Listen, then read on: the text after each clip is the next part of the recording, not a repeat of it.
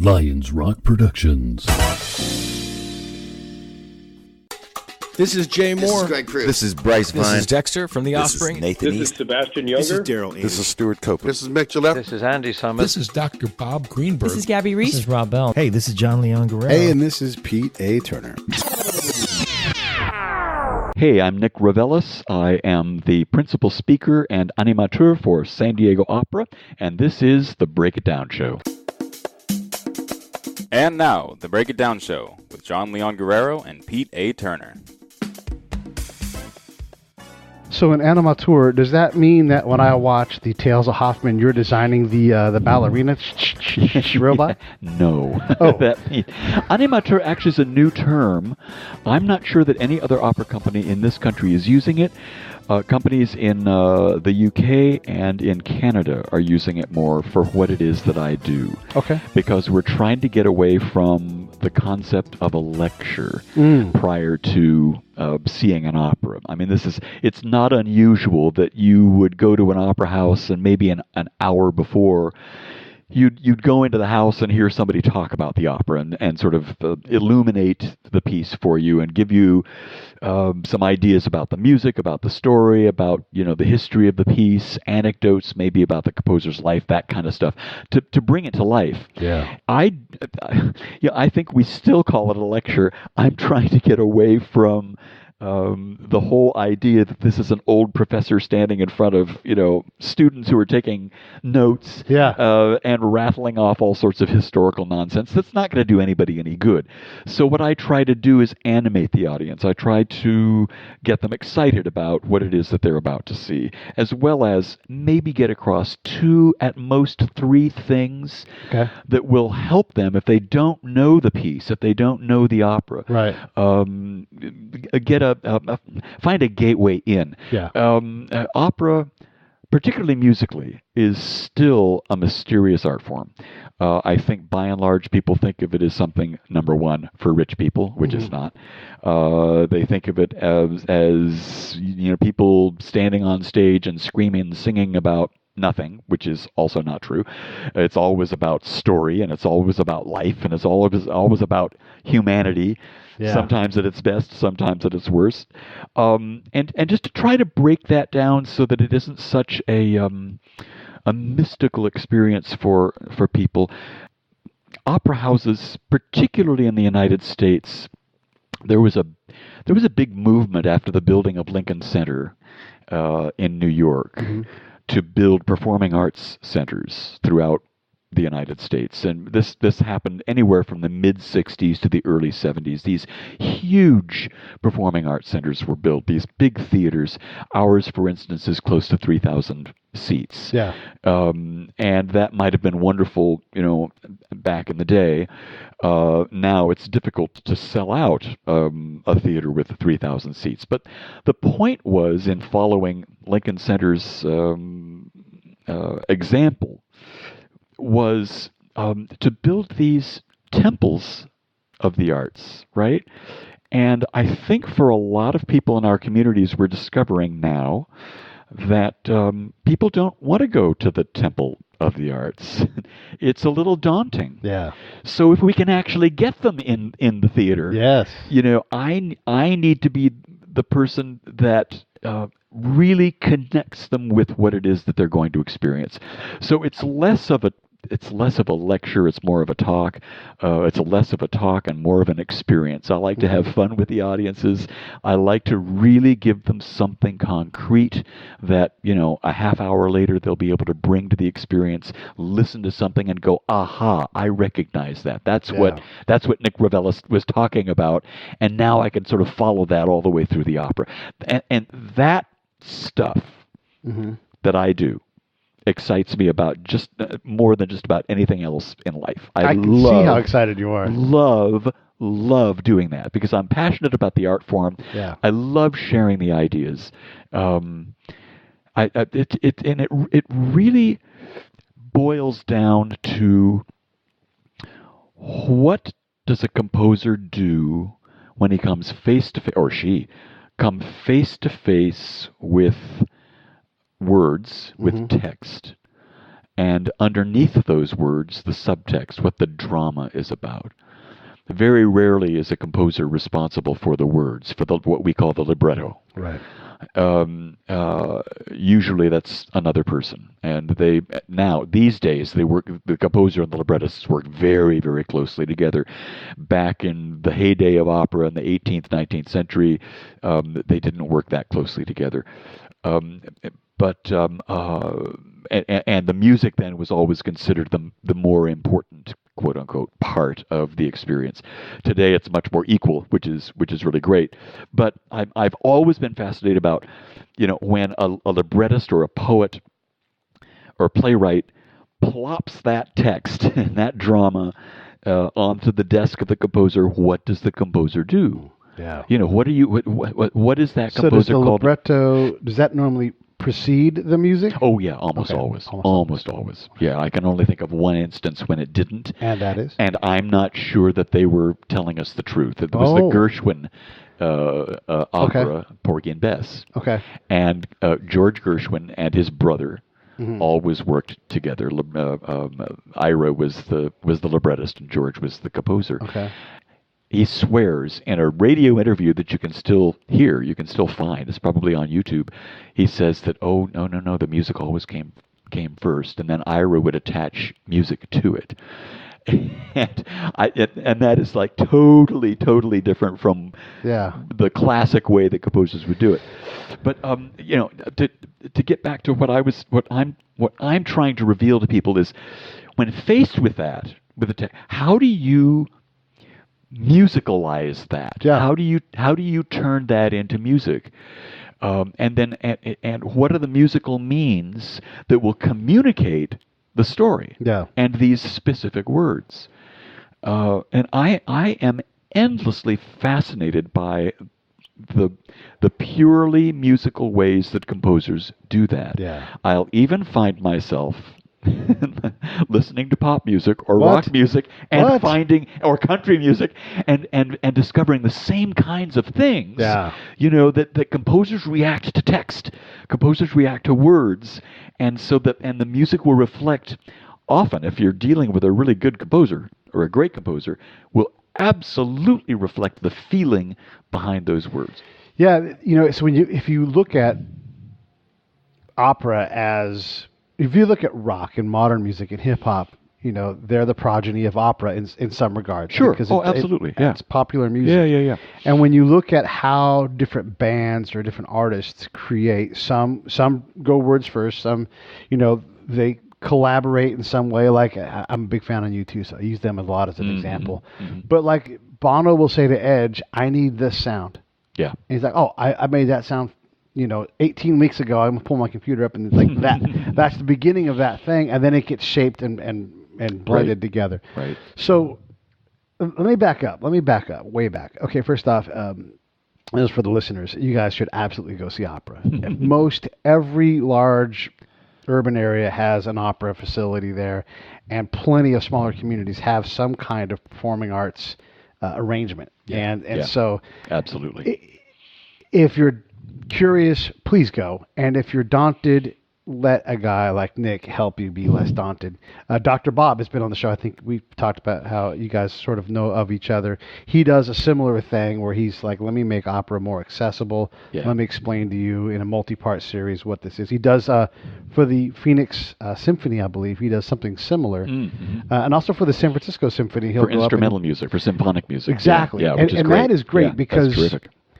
I don't know I know I like what I'm hearing, but I don't know anything else about it. I don't know what images I'm supposed to pull, and we think so image-based, Right. So it's great to have a guide. Well, and that's why opera has a foot up on symphonic, purely symphonic or chamber music. You do have something else to follow. You do have the visual, which is terrific. I mean, it's a great help, and I think that's probably why I find it so much fun. It's less fun when I get called upon to give a lecture prior to, or a talk prior to a chamber music concert or a purely musical event. It's a little more difficult to make those connections. It's much easier when, as is true of every modern opera house today, you've got the super titles, you know, running the text in real time above the stage, so that you can make a connection between what the singers are singing, Boy, it's so helpful. what they're doing on stage, and what you hear in the music, both through the voice and the. That's an important thing instruments. to say too, because not a lot of people understand that, but they're. And the San Diego Opera actually is excellent. So I've been to a lot of opera houses. I've been to Miami's. I've been to Fort Lauderdale's. Same opera, but totally different experiences. Yeah. I've been to San Francisco's. I've been to like their minor league one where it's like the up and comers. I've been to L.A. I've been to a lot of different places to see opera, and this is by no means like over exaggeration. You guys are the most engaging opera that I've been to. Oh, thank you. Where you feel welcome. I'm so happy to hear that. Yeah, That's no, great. it was. That's great. It really stood out. Well, and I tell you, we're really incredibly lucky on the West Coast. Yeah. Because right down the coast from Seattle to San Diego, we've got outstanding companies. Yeah. I think San Francisco Opera is, in my mind, the finest company in the country. I really do believe that. I mean, what they do is absolutely top drawer. They've got community engagement programs like we do, education programs. They're really active.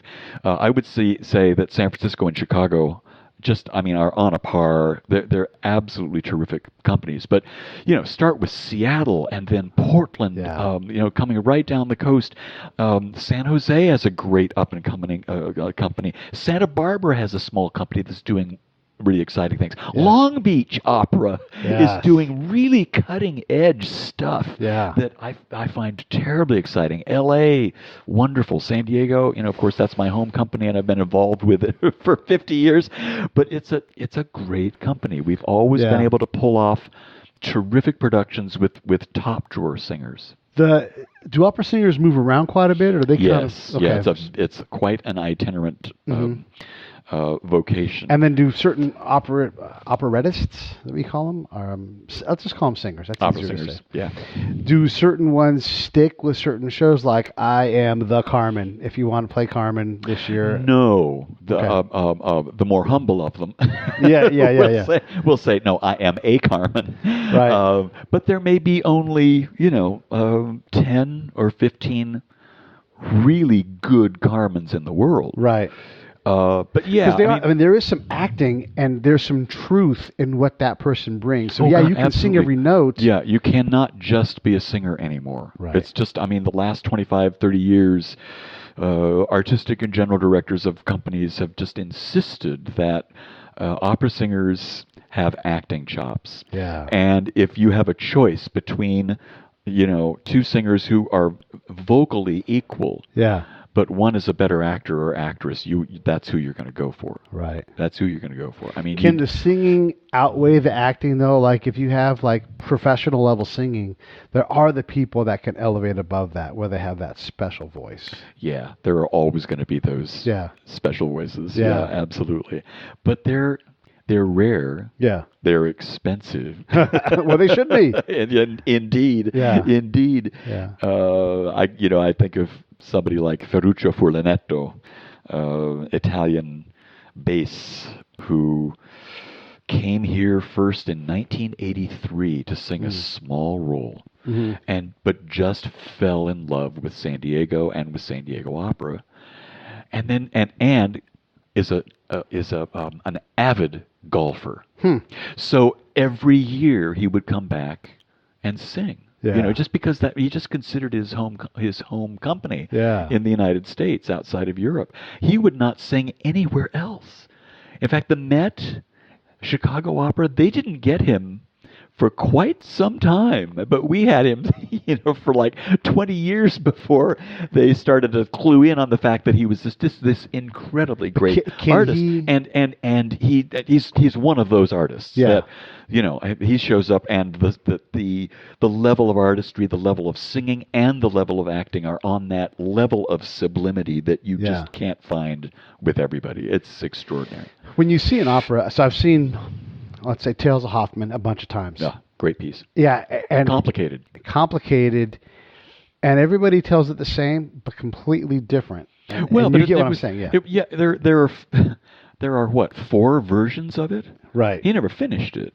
He never. Oh, okay. I didn't know. Offenbach really I mean, it was done, but I mean, he died before he decided which scene would come next and all that kind of stuff. You know, it's a very complicated show to do because of the large cast, but also because the story Yeah. it's got a prologue and an epilogue, and you've got to decide, well, are we going to do both? Are we just going to do the 3 acts in the middle? Are we going to, what order are the acts going to... You have all these crazy decisions to make about that piece. Right. And it's got great music in it. It's beautiful, beautiful, and beautiful the music piece. is incredible. Oh, yeah, here's one thing I wanted to ask you. So there's a robot in it. Well, a mechanical doll. A mechanical doll, Yeah, yes. yeah. Okay. And even that and how that's portrayed, clearly the stagecraft does not travel because every place I've seen it, it's been a different visual experience. It's got to be. Right. So they're stagehands creating these things based upon the house director, and like, no, I want to see it like this, and I saw Berlin's version, but I want to go a little bit more. Right. Is that kind of thing? Is that what happens? Oh, absolutely. Okay. Now, that staging, especially with the mechanical doll in that piece, is a little complicated because the bit of the doll sort of winding down and then winding her back up and having her sing. It's pretty much set, and everybody in the audience who has seen Tales of Poppin' before knows what's going to happen. Yeah. So the challenge for the stage director is, okay, how am I going to make this a little different so it's not just the same old shtick? Right. Because it is a shtick. Yeah. It is a shtick. And so often that will have more to do in conversation between the stage director, the costume designer, Right. and the set designer. I guess to we should make sure say the out thing loud these words. The robot, as I'm calling her, is an actual lady who's actually singing, and she's playing the part of this mechanical doll. Right, yeah. And so she winds down. It's an actual person acting like this. And Hoffman falls in love with her. Right. And she's been created by this evil doctor, who comes in with a key and winds her up. Yeah. Now, just a side anecdote. Yes. In my capacity at the opera, I've sat in on hundreds, if not thousands, of auditions. Uh-huh. And that is one of those pieces that coloratura sopranos, if they're really good. And these are the stratospheric sopranos that have what we call a high extension, so that they can hit really, really high notes. Yeah. And it's meant to be, the whole aria is meant to come off mechanically, right, and have all these bright, little spots of notes way, way, way up in the stratosphere. And it's very impressive, and it always brings down the house. But there is nothing deadlier than sitting in an audition and having a beautiful young coloratura soprano come in and sing that damn thing yet again, because they do the same shtick over and over again. Yeah. And I want to tell, if any coloratura sopranos are listening to this, please choose another aria. Yeah. It's so old and it's so tired, and what should they sing then? What's your advice? Well, if they can come up with a better shtick, that would be great. Right. And we only need to hear one verse of it, and then we know you've got the notes, you can bring it off. That's great. But there are all sorts of other There are some Mozart arias. I never tire of hearing either of the 2 Queen of the Night arias from the Magic Flute, for instance. There are some coloratura arias from the Strauss literature that are fine. There are Handel arias, and we're producing more Handel in this country, and it'd be great to hear more of that. Yeah. I always dread it when I see a singer's list of arias and that's on it, and let's ask for something else. The names are gonna fail me, but the aria in Don Giovanni, the aria that I can't think of her name, but in Mozart's version. And she's there, and she knows that he's a scoundrel and a Lothario, but she can't help it. She still loves him. She's on her knees, and she just sings her heart out. It's just a wonderful aria, and I can't remember which. It's towards the latter part of the opera, Anyhow, it's wonderful, and she's just because she knows she's like, I know who you are, but I can't quit you. And it's, that's Donna Elvira. Yes, Yeah, yes, because yes. she's the one who's been left at the altar. Yes. By him, and Yeah. she's torn. I mean, Right. she's angry. Yes. The thing that comes to my mind when I think of Elvira is her first aria, the name of which is just run out of my brain. Mozart creates these darts of anger. It's like she's got or arrows, it's like she's got a bow and she's shooting these angry arrows at Giovanni, and the music absolutely describes that. It's this one dart, one arrow after another, just these shots of absolute anger and bitterness at him. And yeah, you're absolutely right. I mean, she's torn all the way through the piece. The music is torn. And if she can act it out, it's just fantastic. So my lady and I, we saw Marriage of Figaro, and the opera buffa, which is like a comedy for the audience. These are just such great operas, especially like if you're like just trying to. Some operas you don't want to jump in on because it's just like it's advanced and it's going to be hard and it's 5 hours long. Like you don't want to do that. Yeah. But something like The Marriage of Figaro, you buy seats where you can see the actors' faces, because so much of that opera, for me at least, is like the shock of the twist, the constant tumult, and you have to see the actor be like, whoa. Well, and this is interesting. Opera buffa, which is the Italian term for comic opera during that period, was always about regular people. Yeah. It was never like serious opera was. I mean, there's a totally different style of opera, in opera seria, or serious opera, tragic opera. In those days, those serious operas were about mythical characters, historical characters from ancient Greece or Rome, or they were about gods and goddesses. But opera buffa was always about regular folks. And this was the first time, I hate to make a generalization like that. Maybe I should say one of the very first times, certainly the most famous first time in opera, where a composer of serious opera took a comedy and brought humanity to the stage. These are not gods and goddesses. These are not mythical creatures. As a matter of fact, this was a story based on a play. A French play that had been written only 8 years prior. So it was a hot property. It was a contemporary property. Yeah. So this was about contemporary folks, human beings. And Mozart and his librettist, I must mention, Lorenzo da Ponte, worked very, very hard to bring the humanity into these characters. And they just got it right. They just got it's funny, it's hilarious, it's touching, and it's based on the subject could not be more serious. Yeah. This count, Count Almaviva, is a nobleman who's decided he's going to bed Figaro's wife on the day of their marriage. I mean, it's just awful. Yeah. It really is. This is this old tradition of we called it in Latin the jus prima noctis. What is it in French? Oh dear, that's going out of my brain. But literally the use of the first night. Yeah. That the lord of the manor had the privilege of bedding every young bride before the bridegroom could get to them. Right. I mean, it's just them's killing words. Just a horrible. I mean, it was institutionalized rape was what it was.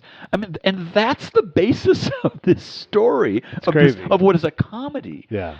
But the point being that the servant class is more noble and acts more nobly than the ruling class. And that's what made it so revolutionary. But even Count Almaviva, the character in the opera, comes across as very human. And all of the other characters working against him, trying to make sure that this doesn't happen, and tricking him, and turning his aristocratic world topsy-turvy. It's wonderful. And you laugh and you get a tear at the end because the Countess turns and forgives him. It's just extraordinary. The other thing is you mentioned length. I always worry about The Marriage of Figaro because It is long. It is long. It's 4 acts, and as I told the audience, in my day it was longer because there was an intermission after each act. Now you do acts 1 and 2 together, intermission, acts 3 and 4 together, intermission. And it ended up being about 3 hours and 20 minutes. Right. Let me tell you something. Yeah. The week before we opened, I went to see San Diego Music Theater's production of Mel Brooks' Young Frankenstein. Yes. And, I loved the movie. I had never seen the musical before. They did an outstanding job of the choreography was terrific. The acting was good. The singing it was just great, great fun. Yeah. I took Lyft to get there. Okay? Yeah. And so after the show, left my friends. I got in Lyft and to drive home, and the Lyft driver asked me, where were you? What were you doing tonight? I said, well, I went to Young Frankenstein. I went to a show. He said, oh God, that sounds great. I wish I could go. How long was it? And I had no clue. Yeah. So I looked at my watch. Oh my God, it's 10:30.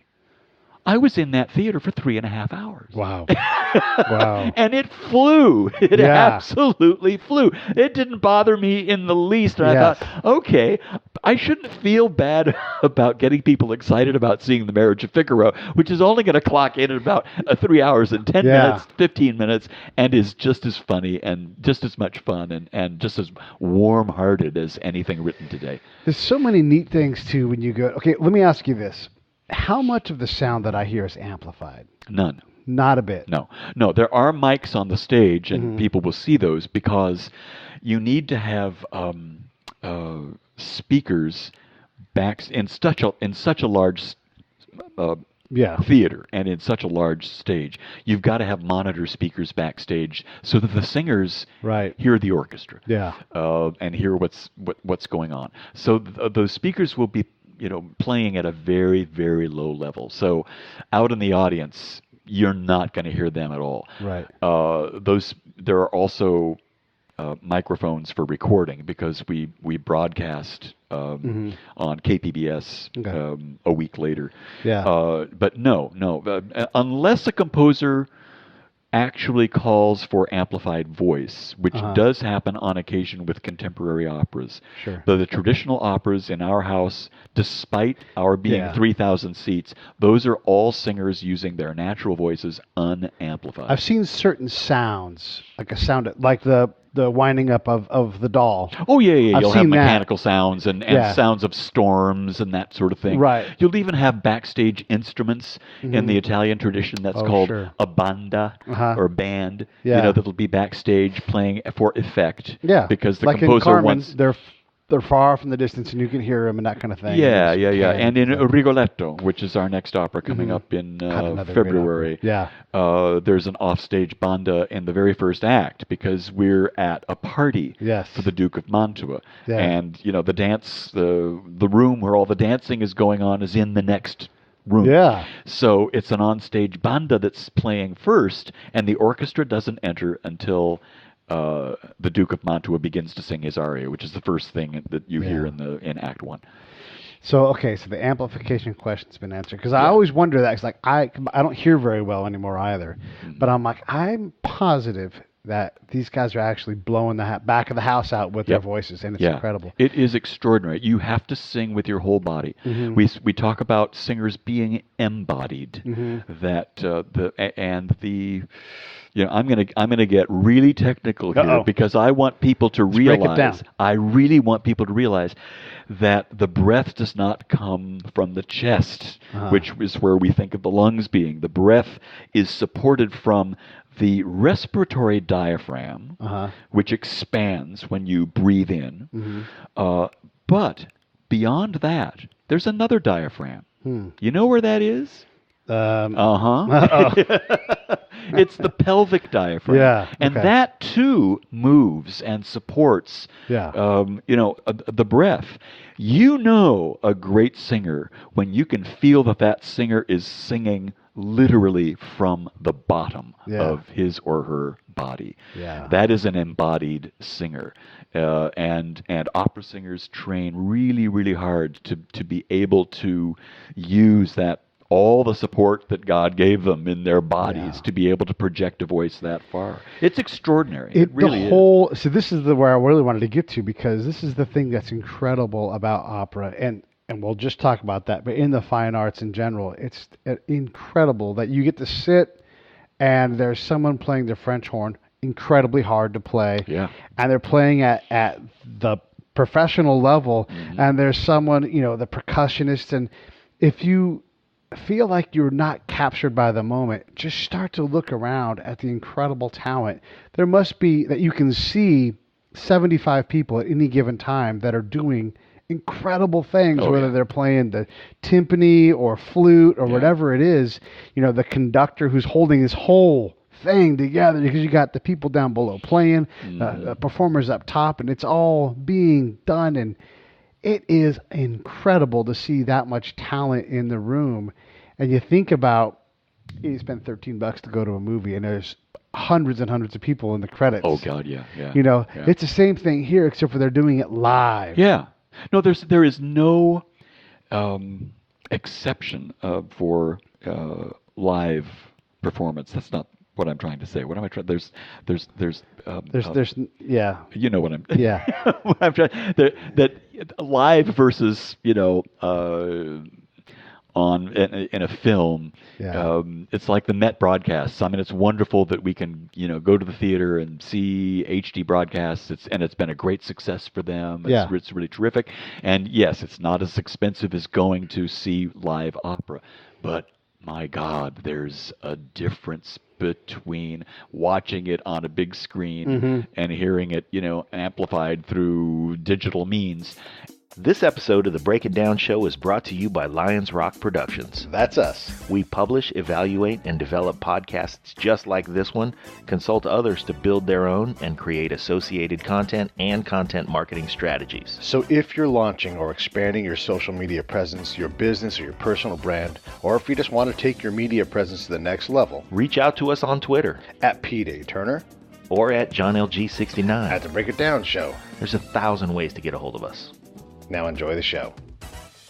My God, there's a difference between watching it on a big screen and hearing it, amplified through digital means, and actually going to a theater and experiencing an operatic voice with your body, because it does vibrate you.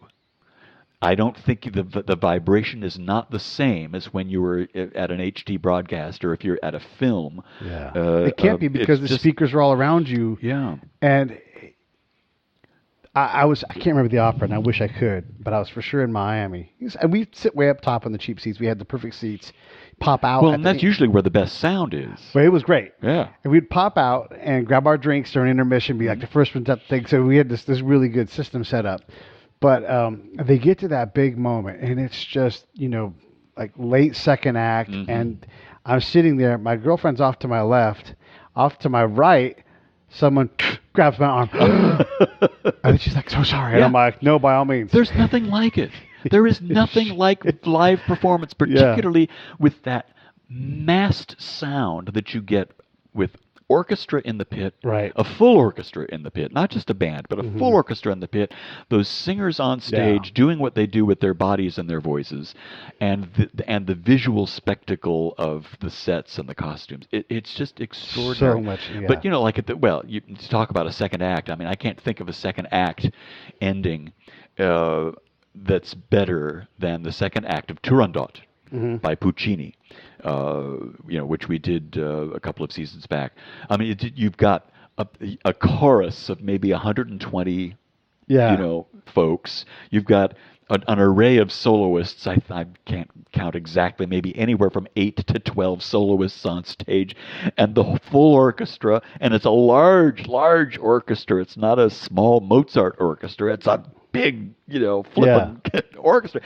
You can't, and that wall of sound hits you right in the chest. Right in the heart. It is extraordinary. But I want to get back to something you were saying about, French horn playing, and you hear these people playing and performing at the top of their careers.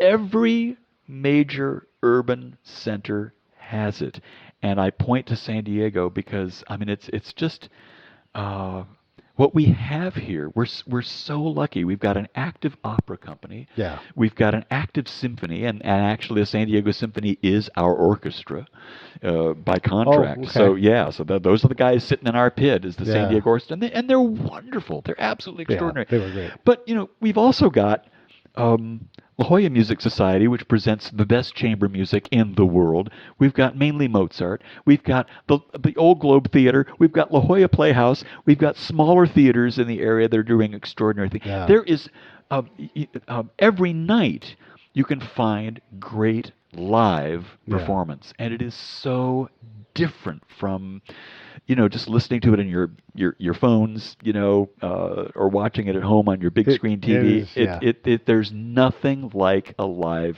performance. Put it of to the audience this way. So, at every big area has this. Of course, San Diego's proud of its fine art heritage because it's fantastic.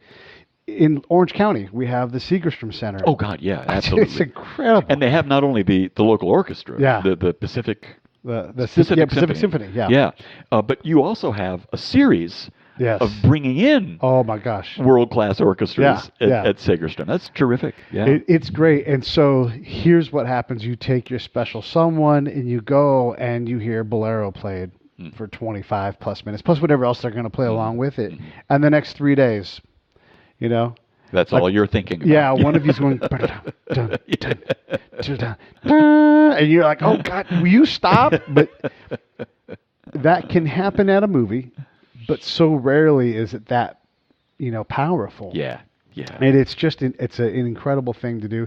And I love it. And when I go to places, I try to see what operas are there. And you really can spend $1,000 and go to an opera, but you also can get by for less than $100. Oh God, yeah. You know, easily, and pretty good seats. Yeah, pretty good seats. And there's really no bad seats. It's just some seats are really close. Yeah, and again, if the sound issue if the acoustic issue is what you're really interested in, typically in these large halls, and just like Carnegie Hall in New York, which is an older hall, you go to the last seat in the balcony. Yeah. Usually that's where the best mix of sound is going to be. Yeah. That's where it travels to. That's going to be the focal point. If I had a critique and at all, that's always going to be the cheapest seat. Right. Yeah, and they literally the two of you can go for, I would even say most places, $50 to $75 total. You may be a little bit more, but usually you can get like $60, $70. You both can be in a world-class performance, and absolutely be close enough to see everything you need to see. Yeah, I did notice that it was a little bit harder for me to hear. We were in the lower level at San Diego in the dress circle, and the sound wasn't as clear as I'm used to, like a Segerstrom and everything. But that could be because I was way back in the... There are spots in the theater that are just weird. Yeah. Dress circle towards the back of dress circle, for me, is very strange because That's where we were. It sounds like it's amplified. Okay. It's not, but there's a kind of weird aura about the sound at the back of the dress circle in that theater that I've always found strange. I've never heard anybody else complain about it, but I will never sit there. But I love being towards the front of the dress circle, or the front of the mezzanine is actually my very, very favorite place. Anywhere within the first 3 or 4 rows of either dress circle or mezzanine are good. Yeah, and mine's not a critique. It's just an observation because you go in different parts. Like the sound in Miami is very bright. And I don't know if that's by design or, I know that you're constantly evolving what happens with technology and you're trying to, yes, opera's put on there, but other things are performed there. And right. So, all of these theaters were built as multi-purpose theaters. Right. And that's, yeah. I've discovered a long, long time ago that a multi-purpose building serves no purpose.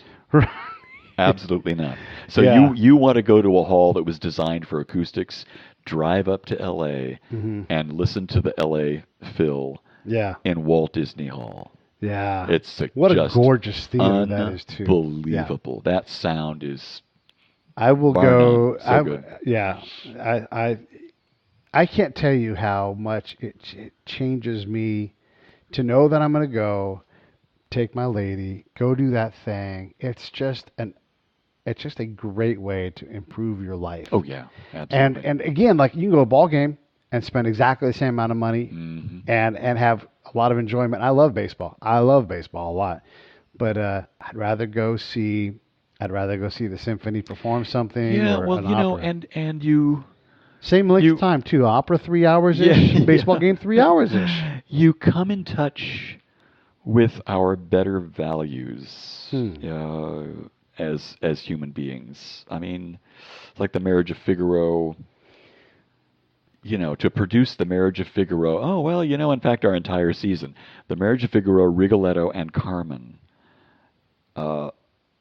During the heyday of the Me Too movement, is, I think, a great opportunity to come face to face with who we are as human beings, as sexual beings, because all three of those operas deal with sex in actually very realistic and dangerous ways. But and I don't want to say, you know, you're coming to the theater to get a sermon. You're not. But you are coming to the theater to a great work of art, to come away changed. I don't think you can come to a performance of a piece like Figaro or Rigoletto or the Ninth Symphony of Beethoven, you know, or Bolero without coming away changed in some little way. And that, for me, is the purpose of art. It challenges the soul. It challenges the spirit. And my classic story is when I first went to Europe, 1972. Yeah, I'm an old guy. And I was with this other person who ended up being kind of an ugly American, and I couldn't wait to get away. And we were spending 7 weeks in Europe traveling together. And oh, God, boy, did I make a big mistake. This is like not the person I really want to. This is a fellow student. And we're in Paris. We go to the Louvre. Yeah. And, you know, I'm seeing this big painting and that big painting. Oh, God, I was so bored. And I was wearing sandals, which is the worst thing to wear in a museum that's enormous and has nothing but marble floors. We turn a corner and go into this little gallery, and there she was. And I'd seen hundreds of prints of the Mona Lisa, never actually had seen the real thing. Yeah. And back then, there was no plexiglass. You could get up close. Yeah. Right.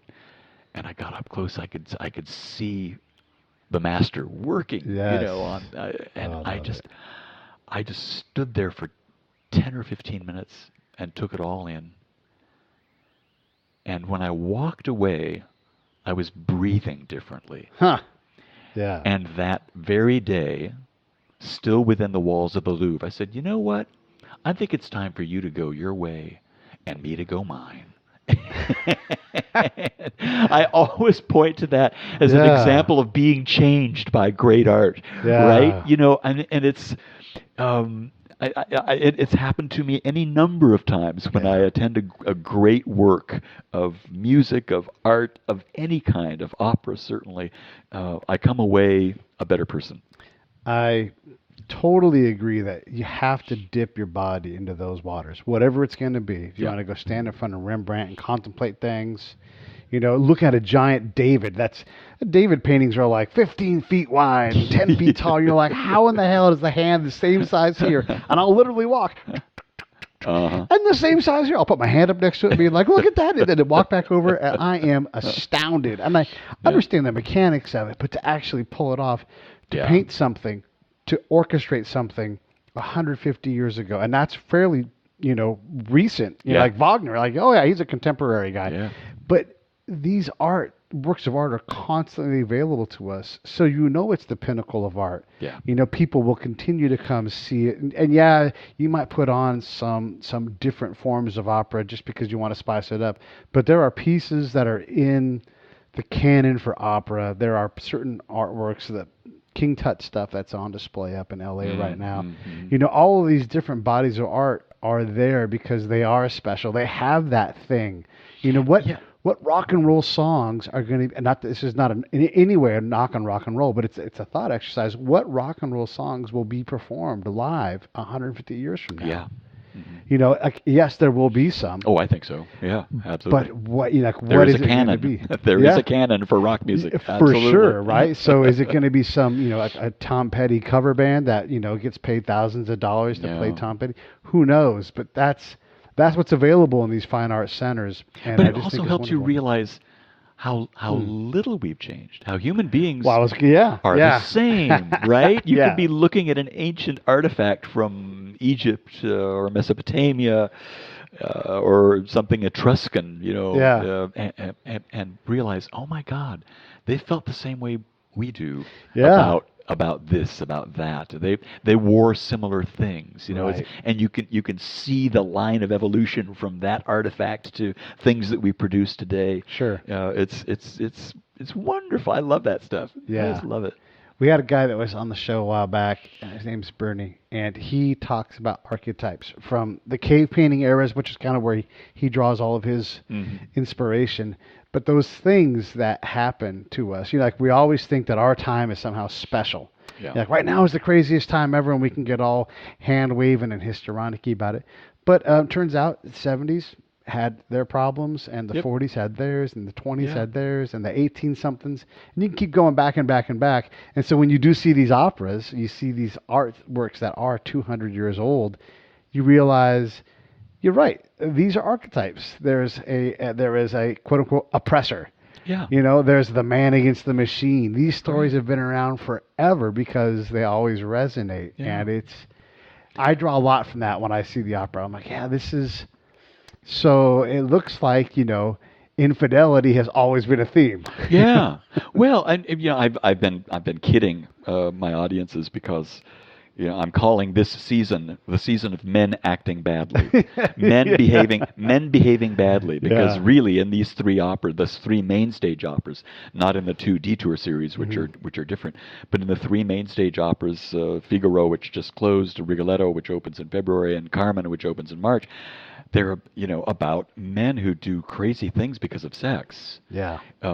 And you in the years that those pieces were written and first produced, 1875, and in the case of Carmen, 1853, I believe, or 52 for Rigoletto, you couldn't portray a lot of those things on stage, but the composers knew how to tell your imagination what was going on, in the minds of these men behaving badly, with very suggestive music that tells you exactly what that guy is thinking, what he's feeling, what his hormones are all about. It's fascinating. It's also funny, like how we social commentary, Pete coming out here, but when we look back, we feel like, we haven't gotten anywhere. In a lot of ways, we haven't. But in a lot of ways, we have. In a lot of operas, there's a lot of female empowerment that might shock you from your perception of an era. Like Carmen is not a shrinking flower. No. And Cosi fan tutte, like that's a very provocative set. And absolutely. I'm always shocked by that too. Like in the reality of the role women have always had. Yes, we always need to try to evolve and continue to get better, but we can also look back and be a little easier on ourselves in that a lot of these things have existed for a long time and we're efforting always. But also, women have had power for a long time. It's just hadn't how it's represented in the arts. The other side of that coin though is and feminist musicologists have been really marking territory over the last 20 or so years and pointing at the victimization of women in opera. Yeah. And you could also say in drama, generally, in novels, in the arts. Yes. And we've got to change. These are great masterpieces, but you have to look at them in such a way that you understand that they were written at a certain historical period with certain attitudes. Yeah. But I call it the season of men behaving badly, but we've also got three women in these in these stories who were treated very badly. Yeah. And and how do you reconcile that? I would not want to be a stage director and have to deal with these pieces, because somehow you also have to speak to the audience of today. Mm-hmm. The audience just doesn't want to come and see, a woman beat up again. Yeah. Right? Yeah. So it's a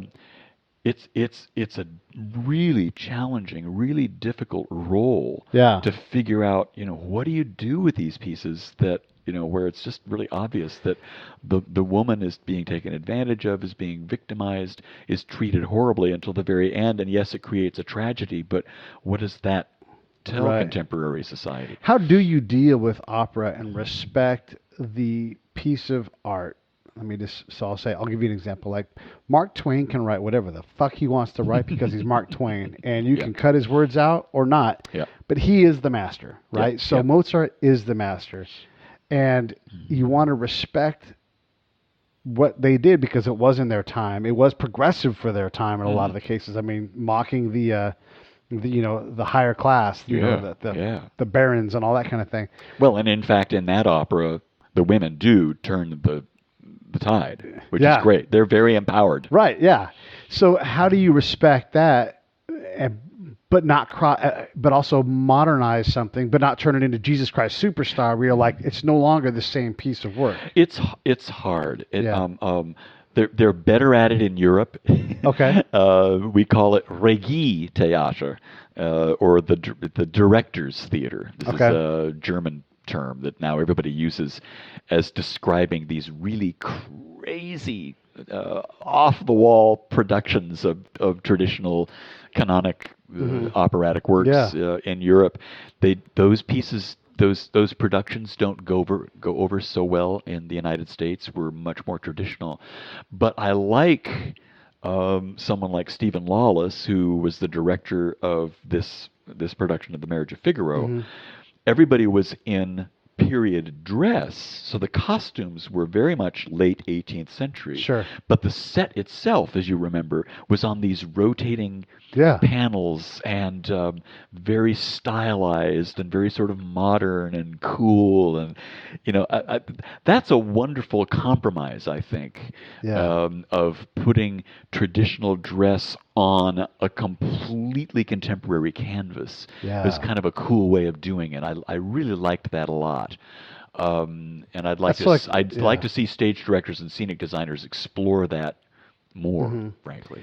Can the opera community in general, not necessarily San Diego, not necessarily Europe, but here in the U.S., can we handle, like that sort of reinterpret, like Romeo and Juliet's been done in every way, like it's Mexican families, it's blacks and whites, it's, 50s, it's modern, it's future, every form of that has been done. And we're going to do, the Shakespearean language, but set in a spaceship or whatever it's going to be. Like all these, so can we handle that?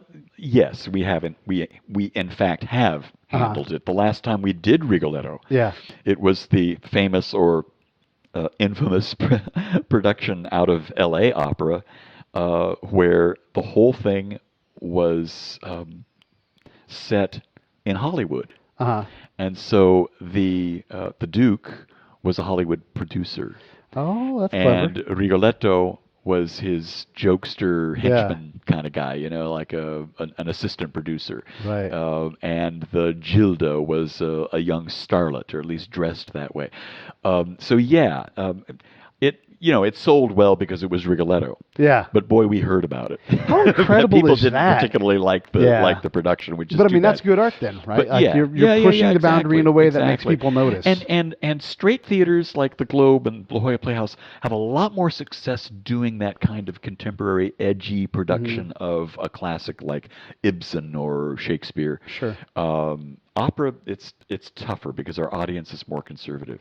Our audience really appreciates more traditional productions, but our audience is also changing. Our audience is getting younger. Our audience is becoming more diverse, which is great. I see in the future our being able to push that envelope a little bit. We did our audience, I think. And I'm speaking about the entire history of the company, not the current administration. But we I think, historically did our audience a disservice by not presenting more contemporary opera and not presenting to the audience more diverse ways of presenting opera. There has always been a tradition of chamber opera, for instance, small operas or operas with unusual subjects, and we've always tended to do more traditional work. That's changed greatly, thank goodness, with the administration of David Bennett, wonderful artistic and general director, a good friend. I support what he's doing. He's now the model seems to be the business model that seems to work for us now are 3 more traditional operas in the large civic theater, and then we do what we call a detour series, where it is exactly that, a detour into the opera repertoire, into opera literature that is slightly different and brings people to a different kind of audience experience. For instance, in December we're opening All Is Calm, which is an opera, certainly, about the story of the Christmas armistice in 1914. Sure.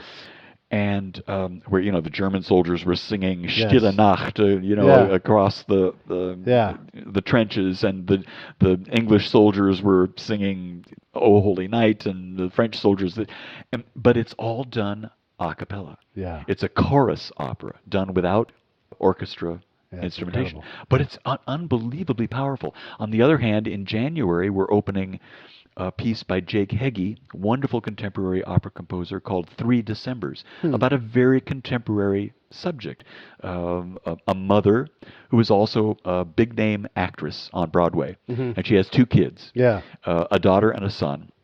It takes place over literally 3 Decembers, 10 years apart.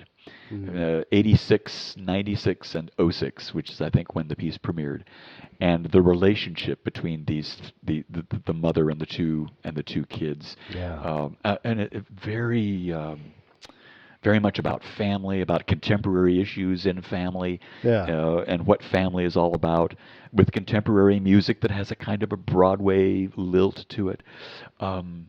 So and that seems to be the model that we're going to be going forward with, and I'm very excited about it because it brings more unusual repertoire to San Diego, which we ignored for a long, long time, and I think we really need to start to do. How many in the standard commercially successful opera canon are there? 20 operas? Because you're definitely going to see Rigoletto, you're going to see Marriage of Figaro, you're going to see. Well, no, the question should be: are there 20 operas that sell? Yeah. Right. No. Okay. No. So you have to. There are maybe half that number. So you have to pay the bills. Yeah. And then you got to sneak in. This is the great problem with opera in America today, especially in cities where we've got these gigantic theaters that we have to fill. It's a real problem because you can't do Bohème every year. Yeah, right. That's crazy. Yeah. It's crazy. So you really have to be clever about what you bring in.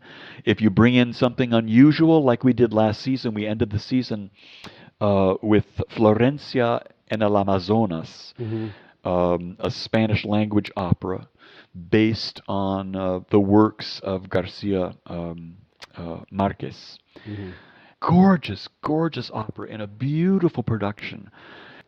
And the smart thing about producing it is that we live in an area in Southern California where half the people speak Spanish. Yeah. Right? Yeah. So there's that hook. So we're looking to reach out to the Latino and the Hispanic audience and bring them in. And I think we were pretty successful in doing that.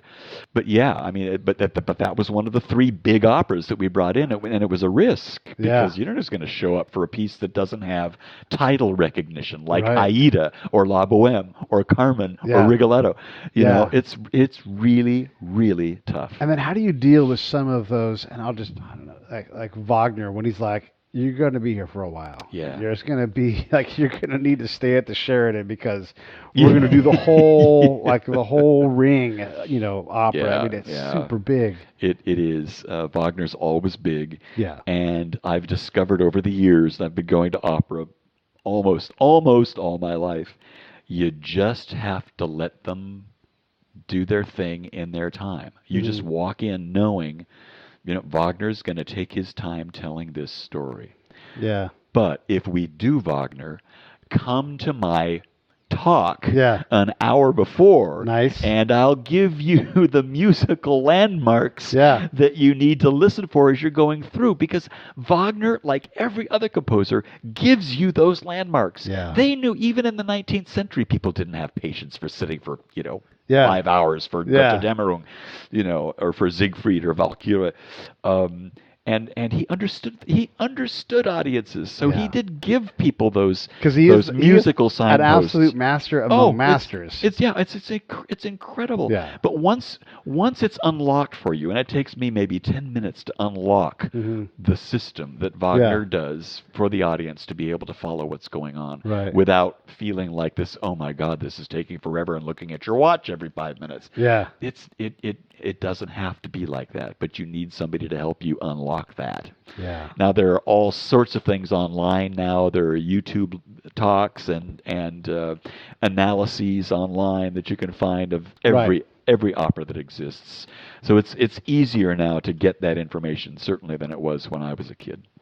Well, I love it. I love that we have the ability to go and see these things. And again, the San Diego Opera, not only when you got there, but before. I'm like, hey, because I like to promote things. Like, hey, I'm going to go see the opera. San Diego Opera tweeted right back to me. Yeah, we look forward to having you. Good. I'm glad to hear that. Got my tickets through Vet Tickets, where people donate tickets for veterans. And so it's like, I want to make sure. Which has been a great program for us. And, I love it. And we need more of this kind of thing, because whatever it is that will soothe our savage beasts. And just last night, a veteran did a horrible thing up in Thousand Oaks and just lost control of everything and killed a bunch of people. So we want to put people, put us in the water, put us in the fine arts, put us on horseback, on a fishing boat, get us out of the environment where we give up all hope and want to tear everything down. Please. Yes, right. So absolutely. if you want to help, Vet Tix is a good place, because I know it helps. It gives me hope. It helps me calm down, and I'm super grateful when I get to go, and I always try to do all I can to promote it. And there's nothing like music to do that, is there? It's so incredible. Is it there? is, yeah. In any of its myriad forms. I mean, I happen to be an opera crazy, or an opera scholar, but music in any way, shape, or form, it's got great powers to heal, to soothe, to excite, to challenge, to comfort. It's a great and plus, art form. you get to go with someone and share that experience with them, and you start to color in your life book with some incredible experiences. I saw, and I don't get ballet. Maybe I'll get there eventually. But I saw a ballet in Teatro alla Scala in Milan. One of the best nights of my life. The ballet really did nothing for me. I was counting numbers. I was like 1, 2, 3, 4, 5. It's like, and I'd watch the orchestra. But the thing is that's not what I remember about that night. Yeah. I'm in a world-class, multi-100-year-old theater in a beautiful city, and just, you can go to Milan and get a McDonald's burger if you want. Oh, yes. And you should if you need to do that. But, oh, my God. But what's funny? Huh. I've been to La Scala twice. Yes. The only thing I've seen there was a ballet. Yeah. I have not seen opera at La Scala. But I performed at La did Scala. you really? I did. Look at you. I was the pianist for Mikhail Baryshnikov the White Oak Dance Project for about 5 or 6 years in the 90s. That's and fantastic. One of our performances was on the stage at La Scala. And actually, we toured with a pianist, which was me, and a string quartet. And we were always in the pit. Yeah. But Misha knew that we all wanted to have our bow on the stage of La Scala. Yeah. So he very generously invited us all to come up to take bows with him on the stage, which is really, really cool. It was really wonderful. He's got a big smile on his face. Great memory. I just love that. And then, they were throwing flowers, and we all sort of noticed that they were roses. And I was afraid to pick them up. They cut off all the thorns. So thoughtful. Isn't that sweet? That is so sweet. All right, so I have one more bonus question, and I'm really going to let you go, because we've been here for a long time. Yeah. When was the last scene encore played, like on site? Like in the old days when they would stand up and they'd clap up an encore because that last piece was so great, and the orchestra just turn the pages back and do it again right then. Has that happened any time in the last 100 years, or is that practice totally gone from the books now? In opera?